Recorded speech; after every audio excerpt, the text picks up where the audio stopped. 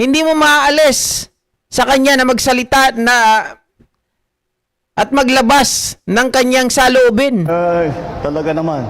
Alam mo, yung mga nagkakalat ng mga unang-una, sagutin ko yung tanong mo. Fake, fake, fake, fake, fake, fake news. Yan. Ninang yang. Ang lumalabas lang dyan, eto mga desperado, nag-iimbento na lang na istorya para gumawa lang ng gulo. Wala naman silang maibibigay, wala silang naitutulong, wala silang kontribusyon sa buhay ng bawat Pilipino, kundi Oo. paninira lamang, kundi panggugulo lamang. Kaya't huwag po natin, kailangan maingat po tayo. Huwag tayo masyadong naniniwala kung wala namang pruweba na sa kanilang mga sinasabi. Dito sa issue na ito, ulit, fake news. Yan ang pinakamasamang halimbawa ng fake news na kinakalat ng ating mga kung sino-sino man sa social media. Ayan, mga kababayan. Pero ako, Pangulong Bongbong Marcos, no? Dapat yung mga nagpapakalat na to, hindi lang basta ganito ang sinasabi. 'Di ba? Mga ka-GP Natics, dapat totohanin ng PCO yung kanilang banta. Mga kababayan, sa mga nagpapakalat ng fake news, talagang kasuhan. Dapat may mangyari, dapat may panagutin. Otherwise, talagang mamimihasa yung mga yan. Pero maganda kay Pangulong Bongbong Marcos ngayon, pumapalag na siya sa mga ganitong mga issue. Di ba? Hindi kagaya dati na mga kababayan hindi nila pinapansin. Di ba? Wala si Yusek Claire na bumabanat, bumabarag dito sa mga DDS na to. Di ba? Nung umupo si Yusek Claire, nagkaroon ng direksyon.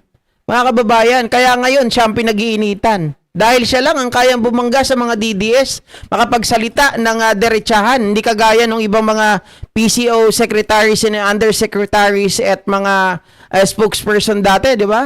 Walang mga pakialam eh. Ang gusto lang mga kababayan, kumita ng pera. Yun pala, may issue.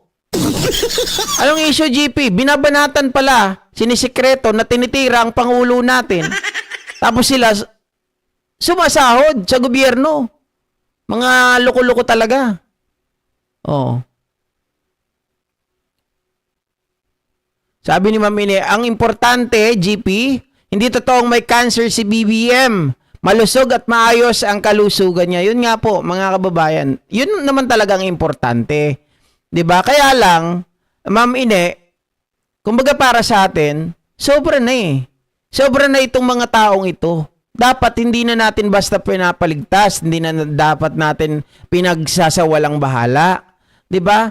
Alam naman natin mga kababayan, kapag ang presidente, nakalagay naman yan sa ating konstitusyon, na dapat kapag malala ang sakit ng presidente, responsibilidad po nila na sabihin ang katotohanan. 'Di ba? Pero kapag ang mga tao ay nagpapakalat ng fake news, nagbibigay po ito ng malisyosong impresyon sa ating Pangulo. 'Di ba? Nagbibigay po ito ng takot, mga kababayan. Oh.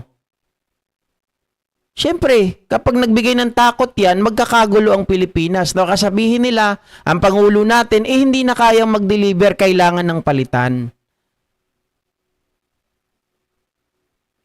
Sabi ni Lando Ferrer, na kay BBM yan, kaya BBM kilos, wag ulaga.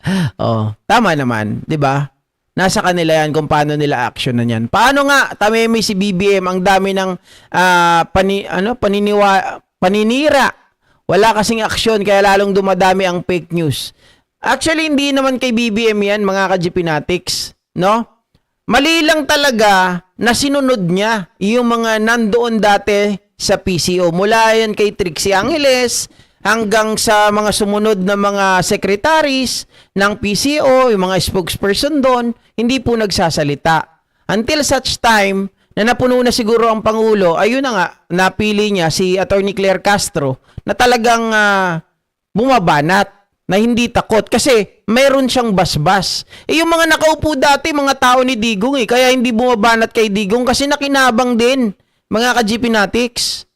Hindi kagaya ni Yusek Claire, independent.